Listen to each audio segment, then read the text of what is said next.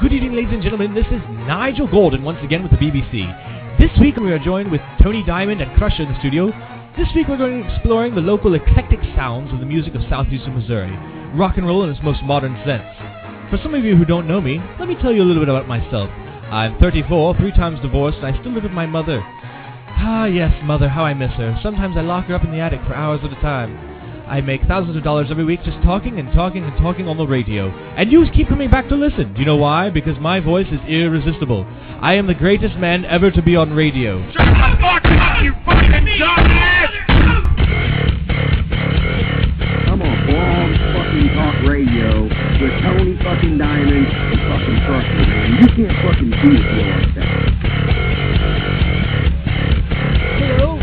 I need medical attention. This is Nigel Gordon. If anyone can hear me, please call an ambulance. Wait, what are you doing? Oh, God! Oh, mother! Ah!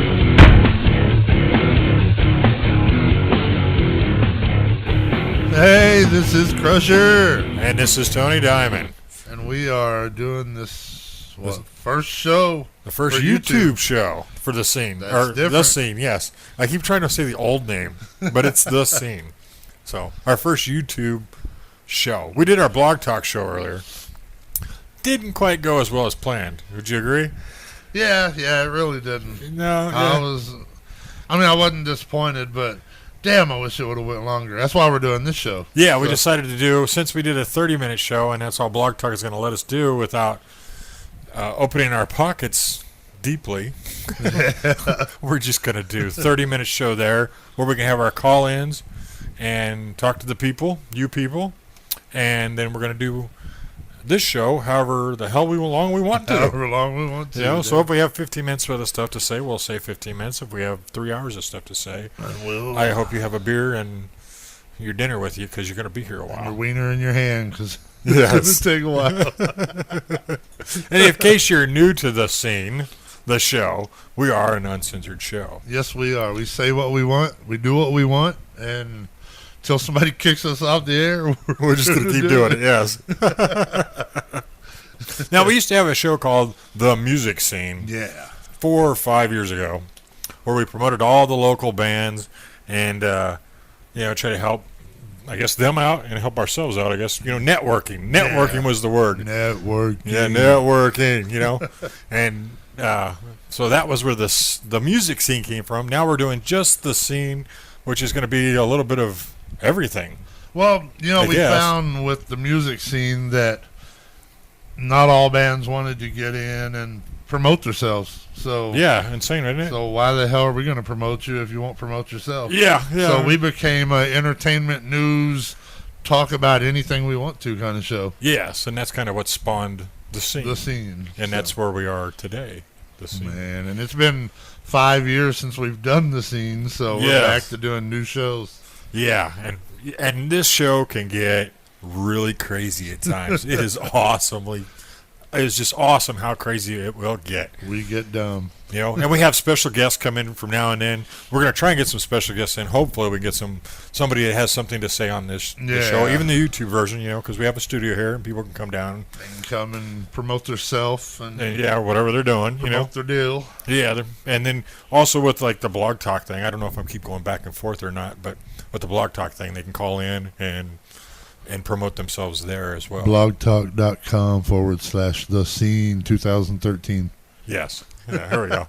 Got to have a plug in there for our other show. Put that in there. So we'll have a lot of plugs on this show, I'm sure. Oh yeah. Yeah, I'm sure. And all the shows. Going to be all kind of websites we come up with. Yeah, and we have lots of friends, and we know lots of people. One. Well, me. You're sitting here. I have. Oh man. I guess I have a lot of friends. I don't know. Do you really have a lot of friends, or do you just know a lot of people? You know a lot of people. So that would make them acquaintances, right? I know a lot of people, but there's not too many people I would go to with anything important. Yeah. Other than you. So, yeah. The same here. That's it. I got maybe 2-3 people in the whole world that I could trust with my family. Yeah. And I think that's what makes a friend, So, and if you've eaten dinner at my table, I guess you would be a friend, right? Yeah, yeah. You know, If because I don't you- just bring anybody home. No, you're not just like, hey, come in here. Well, you are kind of, but Yeah. to a point, you really, it takes a while to trust somebody Yes. really, major. So. I have kids and you have kids, so you have to trust these people to bring them home. But even then, like with the band, back in the band days, because if you didn't know, we used to have a band called Diamond Odyssey, and we recorded 13, 14, 1,500 albums. www. I don't remember. Diamond Odyssey, MySpace, whatever, and Facebook, and but we used to go through different lineups every year. Me and you were Diamond Odyssey, and we had a bunch of friends or musicians we would bring in for the product, for the project, which was a product, and we had to kind of trust these people. I guess we had a couple of lunatics. Yeah, well, we had that one drummer that Nick ended the up Hammer. in the, Yes. yeah, We never knew his real ended up last in name. the loony bin. Or Yeah, we something, never knew his so. last name. I think he played one show with us. Yeah. Oh, and that's a funny story. Because we played one show one night, and it was one of them shows where anything that could go wrong went wrong. I think a bass player broke a string. He blew his speaker out, his amp, Yeah, Pat, yeah, and then my gear started cutting out on me. All these blinky lights and stuff behind me, and nothing Is was that when you working. threw your guitar? Yes, and I threw my guitar at the amp because I was going to chuck it over the amp and backstage someplace because I was just super pissed, because I was playing Rockstar, and I chucked this guitar halfway across the stage at this amp, and everybody went to one side of the stage, and I'm over at the other side, and they're all sitting over like, oh my God, is he okay? And Crusher was like, what did you say? I'll go see, or Tell his ass. Yeah. Scared ass. Yeah, like everybody was scared, and Crusher's like, "What the fuck's your problem?" So, I'm over here singing by myself with some drums. What the hell? and I kept telling that drummer guy to slow down during the thing because I think it was his first show. Didn't he? He busted a drum or something. I think he busted a drum, and he was. I think it was his first show, and he was really nervous. So everything was like 10 times light speed. Yeah. So and after the show, he asked if it was his fault that I was so mad, or something. And we never saw the guy again. He ended up in the loony bin right after. Yeah, so. we talked to his ex-girlfriend or You're probably ex-fiancée. responsible for that shit, too. I hope not, But, I mean, it was like within a few days we'd heard he was in the loony bin. Yeah, it was weird. Yeah, so, I guess you don't trust everybody you bring home. No. So. Well, hell, at my house, ask my kid. I don't want nobody in my house. They better stay the fuck out. And that's another thing with kids, when you have kids, they're always bringing people home. Yeah. And they're never anybody you want. Well, my home. kids don't. My oldest one, he tried to bring friends over, and I stripped down to my underwear. So when they come in, it's like, man, get the fuck out of here. And they didn't stick around too long. So. Super embarrassed. Dad, you embarrassed me. But he didn't bring anybody home after that. He tried to bring a girl over one time for his prom. Yeah. And I said, bring that bitch in the house. I'll be in my underwear, too. Oh, man. I got girls, so it's like they don't bring boys home. He has girls and a gun. Yes, and a Many very guns. big knife. I told one time, I said, keep your hands off her ass and your dick in your pants, and I won't cut anything off. And he was like, yes, sir. So, and I said that to my other daughter's boyfriend, and he went back home and said I threatened to kill him. I mean, what a pansy ass there, huh? Well, he kind of did, but... Yeah. Oh, it wasn't a threat. It was a warning, Be a gentleman to my daughter, and I won't fuck you up, pretty much, I mean, it's not a threat, it's a warning, I mean, if it's a threat, I'm just going to say, I'm going to fuck you up. It's a warning threat. Yeah. Be good, be nice, and if you're not, this is what's going to happen, It was I don't know what the hell you call it. You were just extending... I was showing a future glimpse into his life. That's what it was. It wasn't a threat. The threat would be like, I'm going to fucking kill you.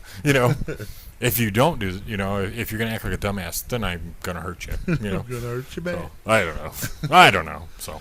Well, speaking of friends, You have a lot of Australian friends. Yes. With the racing thing you do. Yes, I do a lot of sim racing. I went to the Superman celebration in Metropolis, Illinois this weekend. Yeah. And I met a guy that was from Australia. He was from Sydney, Australia. You didn't give any Crocodile Dundee jokes, did you? No, I tried to stay away from all that. Okay, because they don't like him.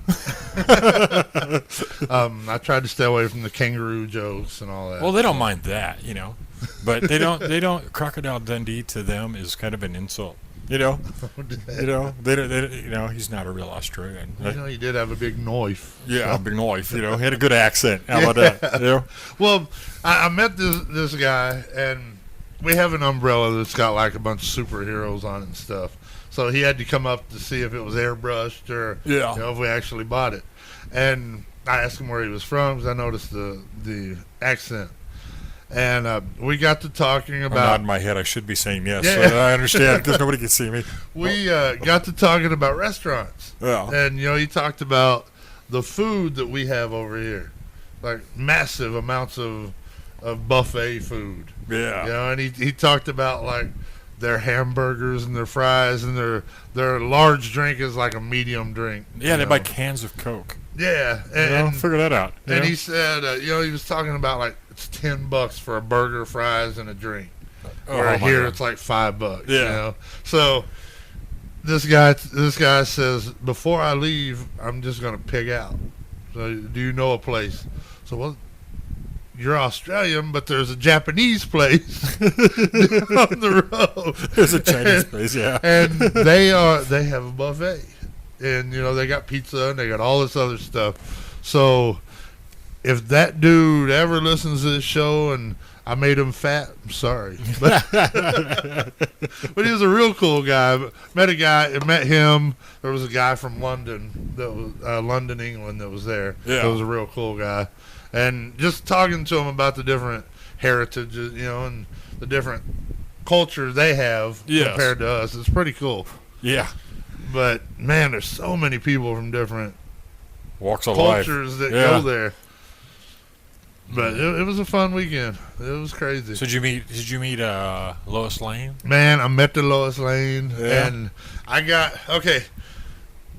one of the guys that was there was he played Lex Luthor on the Smallville. Now he doesn't look like the traditional Lex Luthor, does he? No. Because Smallville is. Explain to me what the Smallville is. Smallville is like it's through the high school years and the 5 to 10 years beyond high school. Okay, so it was back before the movies supposedly came out. Yeah. Okay. Yeah. And it goes together real good with the movie. They've had Christopher Reeve and different ones. Okay. To help out with the storyline. So it's kind of like him growing up from high school and beyond to before he gets his flying power and he does all that. Okay. So he's trying to learn what all his powers are and trying to deal with having friends and not having friends and who to tell and who not to tell. Yeah. So it's a good storyline. But that Lex Luthor is the Lex Luthor that goes to school with him, and then it's from being friends to arch enemies. Okay. So it's a cool storyline. So they were like buds. Yeah, they were buds in the beginning, and then he realized that Clark Kent's lying to him. He's got a secret. Okay. And he's trying to discover what the hell the secret is. Okay. So that Lex Luthor was there. The lady that played Lois Lane, Margot Kidder, on the Christopher Reeve Superman movies. Okay. She was there. See, I always thought she was hot, even though she was like normal. Well, all right, let me tell you this shit. At least when I was a kid, I should say. I'm talking to her, and there was another lady there, Tracy something. Fuck, she was on Dynasty, Dallas. She was on a bunch of different shows. Beats the hell out of me. She's still pretty hot for an old lady. Damn. And I remember everything I said to her because this is what people don't know. For me, there was Margot Kidder from the Superman 1, 2, 3, 4. Yeah. And then there was Daisy Duke. Oh, yeah, Daisy Duke. Yeah. Well, I got to thinking about how far back it goes. Margot Kidder was my first because Daisy